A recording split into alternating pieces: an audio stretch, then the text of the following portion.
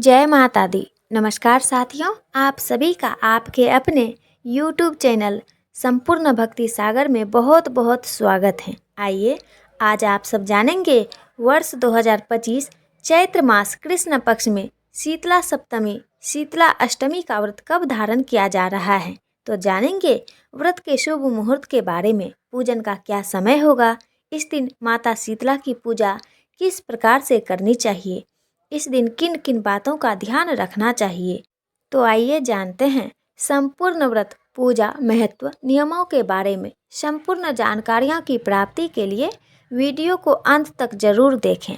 Channel पे अगर आप पहली बार आए हैं तो कृपया कर चैनल को लाल बटन दबा करके सब्सक्राइब करें, साथ में बेल आइकन घंटी को दबाएं ताकि आने वाली वीडियो का नोटिफिकेशन आपको समय से मिलता रहे। वीडियो को लाइक करें और ज़्यादा से ज़्यादा शेयर करें ताकि दूसरे भक्त भी इसका लाभ उठा पाएँ। आप सभी भक्तों को शीतला सप्तमी शीतला अष्टमी की ढेर सारी शुभकामनाएं। आप सभी के जीवन में माता शीतला की कृपा से आप सभी को सभी प्रकार के सुख और समृद्धि की प्राप्ति हो। बहुत से जगहों पर जो कि चैत्र मास कृष्ण पक्ष की सप्तमी तिथि के दिन शीतला माता का पूजन किया जाता है और बहुत से जगहों पर चैत्र कृष्ण अष्टमी तिथि के दिन माता शीतला का पूजन किया जाता है। स्कंद पुराण के अनुसार विशेष करके शीतला अष्टमी व्रत केवल चैत्र माह कृष्ण पक्ष अष्टमी को होता है, किंतु स्कंद पुराण में चैत्र आदि 4 महीनों में इस व्रत के करने का विधान है।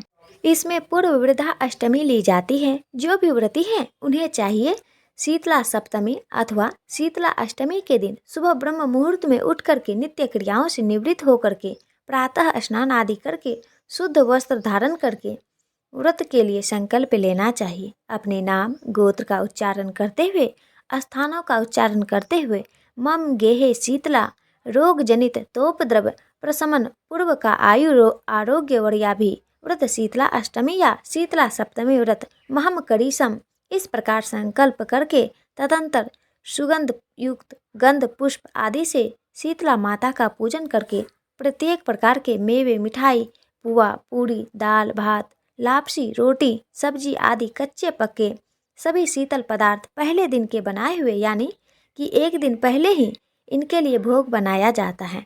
शुद्ध और सात्विकता के साथ वही भोग लगाए और शीतला स्तोत्र आदि का पाठ करें, कथा श्रवण करें, रात्रि में जागरण और दीपावली मनाएं। नववेद में यह विशेषता है कि चतुर्मास अगर व्रत हो तो चैत्र में शीतल पदार्थ यानी कि ठंडे वस्तु, वैशाख में घी और शर्करा युक्त सत्तू, ज्येष्ठ के महीने में पूर्व दिन के बनाए हुए अपू पुए यानी कि पहले दिन के बनाए हुए अनेक प्रकार की सामग्रियां और आषाढ़ में घी और शक्कर मिली हुई खीर का नैवेद्य अर्पण करें। इस प्रकार करने से व्रती के कुल में दाह ज्वर, पीत ज्वर, विस्फोटक, दुर्गंध युक्त फोड़े, नेत्रों के समस्त रोग, शीतला की फुंसियों के चिन्ह और शीतला जनित सर्व दोष दूर हो जाते हैं। और जो माता निकलती हैं तो इनकी कृपा प्रसाद से वह भी नहीं निकलता है और शीतला सदैव संतुष्ट रहती हैं। शीतला स्तोत्र में माता शीतला का जो स्वरूप बतलाया गया है वह माता शीतला के रोगी के लिए बहुत हितकारी है। उनमें बतलाया गया है कि शीतला दिगंबरा है, गर्दन पर आरूढ़ रहती हैं, सूप मर्जनी यानी कि झाड़ू और नीम के पत्तों से अलंकृत होती हैं और हाथ में शीतल जल का कलश रखती हैं। वास्तव में शीतला के रोगी के सर्वांग में दाह युक्त फोड़े होने से वह बिल्कुल नग्न हो जाता है। गर्द पिंडी यानी कि गधे की लीद की गंध से फोड़ों की पीड़ा कम होती है। सूप के काम जो कि अन्न की सफाई आदि होती हैं तो इसके करने से और झाड़ू लगाने से बीमारी बढ़ जाती है। अतः इन कामों को सर्वथा बंद रखने के लिए सूप और झाड़ू बीमार के समीप रखते हैं। नीम के पत्तों से शीतला के फोड़े सर नहीं सकते हैं और शीतल जल के कलश का समीप रखना तो बड़ा ही इसमें आवश्यक माना गया है। शीतला सप्तमी और शीतला अष्टमी के दिन माता का पूजन किया जाता है। वहीं पे शीतला अष्टमी के दिन जो कि संतान अष्टमी का व्रत भी धारण किया जाता है। इसमें प्रातः स्नान आदि के बाद भगवान श्री कृष्ण और माता देवकी का गंध पुष्प आदि से पूजन करें और मध्याह्न में सात्विक पदार्थों का भोग लगाएं तो यह अनंत फलदायक माना गया है, जिससे संतान लाभ की प्राप्ति होती है। यह विष्णु धर्म और पुराणों के अनुसार बतलाया गया है कि शीतला सप्तमी अथवा शीतला अष्टमी के दिन माता को जो कि एक दिन पहले का ही बासी भोग लगाया जाता है, जिससे कि इस पर्व को बहुत से जगहों पर बसौरा कहा जाता है। माता के नज़दीक जो कि धूप बत्ती या दीप जला करके नहीं रखनी चाहिए। इस दिन अगर दीप जलाना चाहते हो तो दीपक में घी भर करके बाती रख करके उसे वैसे ही रख देनी चाहिए, उसे नहीं जलानी चाहिए। माता के नज़दीक जो कि ज्वलनशील पदार्थ नहीं रखनी चाहिए। तो आइए जानते हैं चैत्र मास कृष्ण पक्ष शीतला सप्तमी शीतला अष्टमी का व्रत कब धारण किया जा रहा है। चैत्र मास कृष्ण पक्ष की सप्तमी तिथि प्रारंभ समय 20 मार्च 2025 दिन गुरुवार रात्रि 2:46 और सप्तमी तिथि की जो समाप्ति है वह 21 मार्च 2025 दिन शुक्रवार रात्रि 4:25 यानी कि 22 मार्च की सुबह 4:25 पे सप्तमी तिथि की समाप्ति है। वहीं पे अष्टमी तिथि की समाप्ति 23 मार्च 2025 दिन रविवार को सुबह 5:24 पे अष्टमी तिथि की समाप्ति है। तो जो भी भक्तजन शीतला सप्तमी का व्रत धारण करना चाहते हैं वह सभी 21 मार्च 2025 दिन शुक्रवार को व्रत धारण करेंगे, और जो शीतला अष्टमी का व्रत धारण करना चाहते हैं वह सभी भक्तजन 22 मार्च 2025 दिन शनिवार को शीतला अष्टमी का व्रत धारण करेंगे।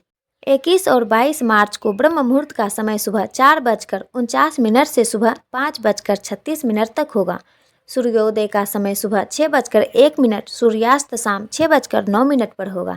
21 मार्च को राहु काल समय के सुबह 10:34 से दोपहर 12:05 तक होगा, और 22 मार्च को सुबह 9:02 से सुबह 10:03 तक होगा। राहु काल समय के दौरान कोई भी शुभ कार्य या नया कार्य नहीं करना चाहिए, इस बात का आप विशेष ध्यान रखें।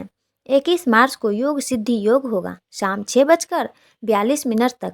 उसके बाद व्यतिपात योग होगा जो कि अगले दिन यानी कि 22 मार्च की शाम 6:37 तक होगा। 21 मार्च को रवि योग भी बन रहा है जो कि सुबह 6:34 से रात्रि 1:46 तक होगा। 21 मार्च को नक्षत्र ज्येष्ठा होगा रात्रि 1:46 तक। उसके बाद मूल नक्षत्र होगा। अगले दिन रात्रि यानी कि 22 मार्च की रात्रि 3:23 तक होगा। 21 मार्च को शुभ चौघड़िया मुहूर्त के अनुसार पूजन का जो समय है सुबह के समय में वह समय 4 लाभ और अमृत नामक शुभ चौघड़िया मुहूर्त सुबह 6:01 से सुबह 10:34 तक होगा, और 22 मार्च को शुभ चौघड़िया मुहूर्त के अनुसार पूजन का समय जो कि शुभ नामक चौघड़िया मुहूर्त होगा सुबह 7:31 से सुबह 9:01 तक होगा। इसके बाद 4 लाभ अमृत नामक शुभ चौघड़िया मुहूर्त दोपहर 12:05 से शाम 4:38 तक होगा। तो जहाँ तक बन सके 22 मार्च की सुबह 7:31 से सुबह 9:01 तक विशेष प्रकार से माता का पूजन संपन्न करें।